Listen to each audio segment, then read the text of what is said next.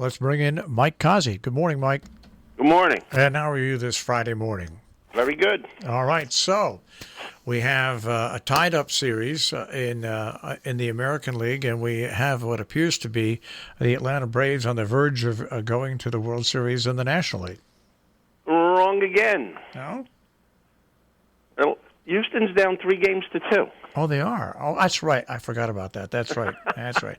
Well, it's still a lot close. It's a much closer series there than it is in the National League. Oh, yeah. Well, it must be mid-October. There's two ways you can tell. You know what they are? The Yankees aren't playing, and the Dodgers are going to get booted out. Very close. The Yankees aren't playing, and Clayton Kershaw did it again. Yep. Well, terrible job. He should have stayed out with the cramps. From the way things look here, either Houston or Tampa Bay, I think, can beat anybody from the National League. Let's go back to Kershaw for a minute. You know how everybody says he's a shoe-in Hall of Famer? Yeah. You know who has better numbers than him? Zach Greinke. Yeah. Zach Greinke has better numbers than him. And people make fun of Greinke. He don't throw hard. He's peculiar. He's this. He's that.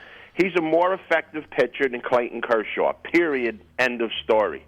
Why people love Clayton Kershaw, I don't know. People like a lot of people that are useless nowadays, and he's one of them. The game before, when the Dodgers absolutely annihilated the Braves, gave him some momentum going into yesterday's game. And, as soon as that number 5 comes up on the scoreboard, Kershaw falls apart. That's his M.O., and that's what happened. He's a 4-inning Hall of Fame pitcher. He's a disaster.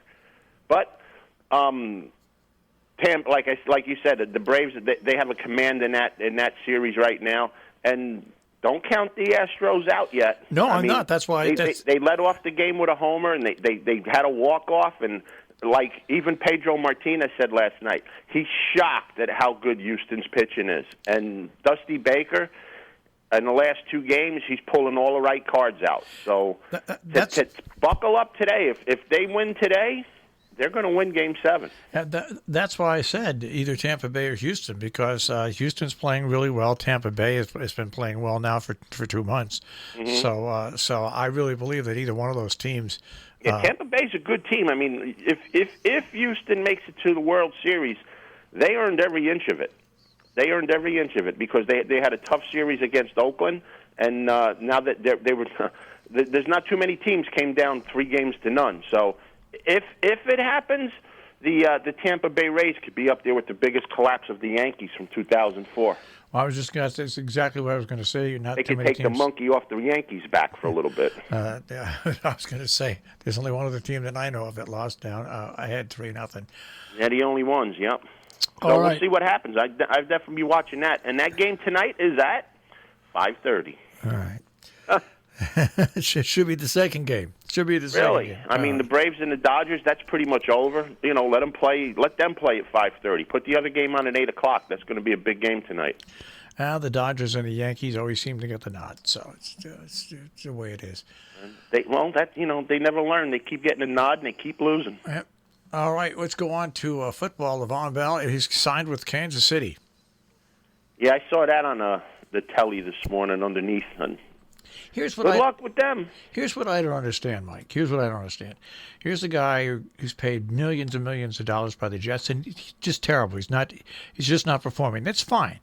But then he makes it so bad that the Jets would just have to release him, okay, to get out of the contract. So they release him, and then he says he names 4 teams that he'll play for. Now, this is a guy who hasn't performed since he signed his big contract, who creates enough problems where a team's got to drop him, okay?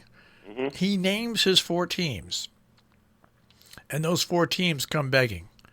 Well, it's kind of like LeBron Baby James, what he did. Remember when he goes to whatever team he wants to play for by dictating what's going on? At least he delivers. This guy has – what's this guy delivering? Yeah, but here's the thing, what we want to see here. If this guy goes to Kansas City and shows one inkling of ability, what's that tell you what he did with the Jets? That's exactly right. That means he dogged it just to get out of there. Yeah. And in the NFL, there's a lot more people that go bow wow than anything else. Yeah, it's just one of those things you look at and you say, "Gosh, you see a player that's got a track record that has pitched well or hit well for like 5-6 years. It's got Yeah, this guy's been useless for 4. he really has not done anything over the last 3.5 years. You're absolutely right. That's And shame on the NFL owners and GMs for bending over and allowing this guy to do what he wants to do. They should have let him hang out in purgatory for the whole year. So the Jets have to pay him. So you have to pay him, but don't do what he wants. Yeah. Let him negotiate when he's a free agent to do what teams want him, because then the teams have him over a barrel and they can give him a lot less than he's asking for. Right now, and I'm sure the Jets are still paying some of his salary in Kansas City. I don't know the details of the deal, but I venture to say they are. So, I mean, these teams giving into these terrorists, which is what they actually are, is ridiculous. all right. Should we look at the schedule? Of what, football? Yeah. I don't look at the schedule. I just look at the litter box. Okay, we got to make the predictions. So. Oh, I'm in. Okay. So you want to do yours first? No, you can go first. I have mine written down already. All right. So then let's go to the scoreboard here. Cleveland and Pittsburgh. I'm going to take Cleveland in that game. Baltimore and Philadelphia. I'm going to take Baltimore in that game. And what else do we have here? Isn't San Francisco or the Packers here? I can't see the Packers. Oh, well, anyways, I'll take. Jesus, I don't know. It's a garbage can week. Oh no, that's right.